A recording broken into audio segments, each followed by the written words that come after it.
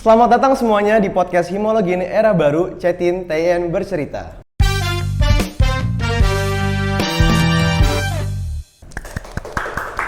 Nah, video pertama ini Himologin ingin menghadirkan yang fresh nih.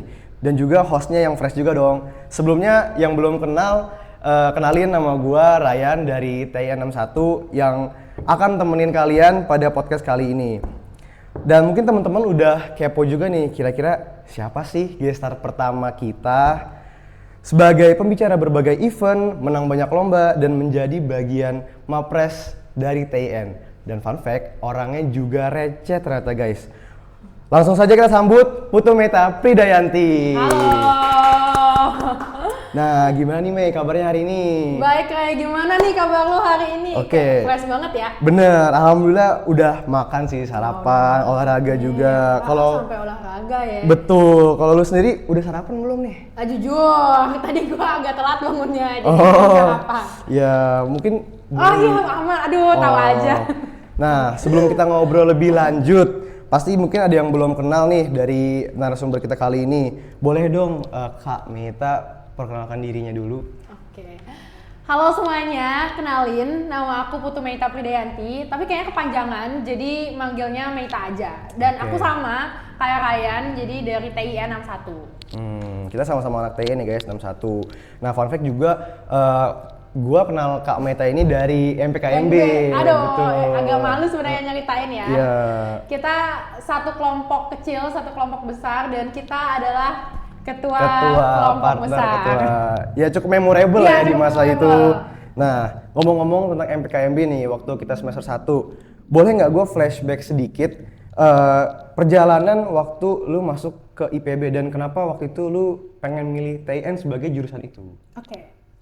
Ada agak flashback ya teman-teman gitu. Jadi jujur kalau dari aku Ray, waktu SMA itu nggak kepikiran gitu. Maksudnya kelas 10 itu belum kepikiran masuk IPB kayak gitu. Jadi masih mencari-cari lah gitu namanya anak SMA gitu kan. Tapi pada saat itu karena namanya anak SMA, pokoknya pengen banget masuk PTN top gitu, top PTN kayak gitu.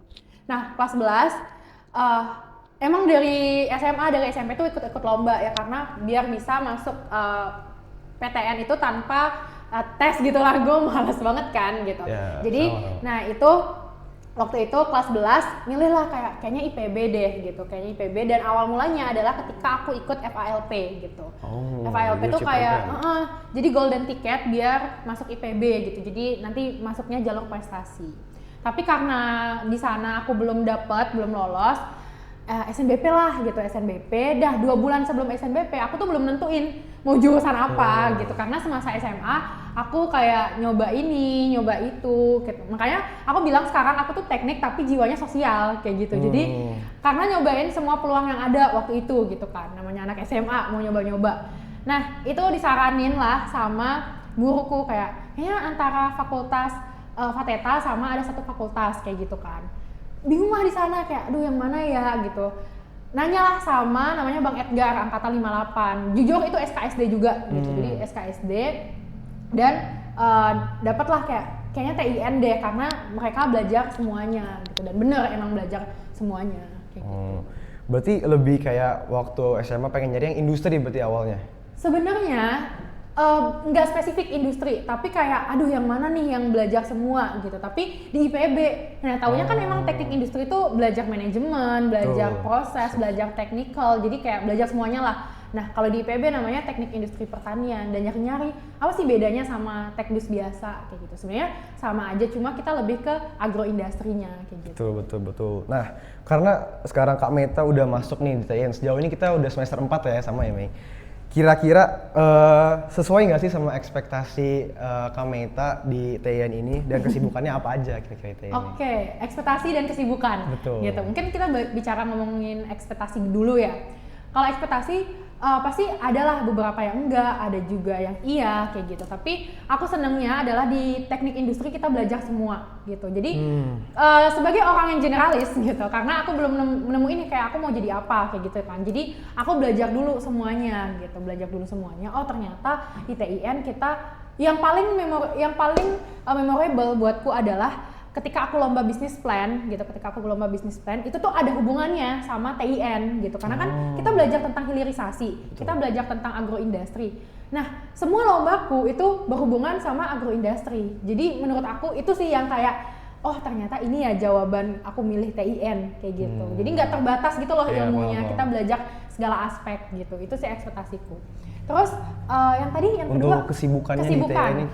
Jujur ya, sebagai anak TIN kita ngelaprak seminggu 4 guys. Bener dan tulis tangan. Nah itu sih akademik tuh pasti gitu. Kalau di luar akademik, aku masih ikut lomba kayak gitu, sekarang dipercaya gitu jadi mentor, juri, narsum. Itu sih yang membuat aku karena seneng ngomong juga, jadi seneng lah untuk ikut kegiatan kayak gitu. Jadi lagi ngembangin komunitas juga sih. Oke, sangat menginspirasi ya ternyata. Dan dengan kesibukan lu semua ini nih, yang kita tahu kan sekarang udah menjadi bagian mahasiswa berprestasi dari TIN nih. Gue penasaran, kira-kira pernah nggak sih Kak Meita ngerasain demot atau down gitu di masa-masa tahap menjadi mapres ini? Oke, nah jujur gitu, aku nargetin mungkin karena waktu SD sampai SMA tuh dapet lah kayak juara 1, lulusan terbaik, jadi kayak kebawa gitu loh hawanya sampai kuliah. Tapi kita sadar bahwa kayak kuliah di PB itu susah banget gitu, jadi masih banyak orang yang lebih dari kita intinya gitu kan. Nah untuk fase-fase itu tuh pasti, bahkan dari awal maba gitu, aku udah nargetin kayak kalau bisa daftar mapres gitu kan, karena itu apa ya, suatu pencapaian lah menurutku gitu kan. Nah waktu awalnya struggle-nya adalah aku merasa salah jurusan, jujur. Padahal itu masih PKU, jadi kan belum ketemu ya namanya matkul-matkul TIN gitu ya. Ngerasa salah jurusan karena kayak kok nilainya stuck gitu, kayak wah ukuran sepatu nih gitu. Bahkan impian untuk IPK 4 tuh nggak pernah kecapai gitu. Jadi tapi kayak, nah itu sih kayak burnout sampai aku sendiri itu ke psikolog gitu, karena waktu itu nggak cuma nilai jeblok sih, tapi nilai jeblok, terus kayak nggak lulus beasiswa, aku hampir daftar belasan beasiswa, terus kayak ngerasa sendiri juga jauh dari orang tua, jadi kayak numpuk emosinya. Nah meledaklah pada saat itu gitu kan. Nah disitulah aku merasa burnout banget, bahkan kayak nggak ngampus sehari 2 hari karena nggak bisa, penuh banget rasanya kayak gitu kan. Nah disitulah aku konsul ke psikolog, bahkan konsul juga ke dosen-dosen di sana gitu, sampai aku tuh pengen cuti awalnya waktu semester 1.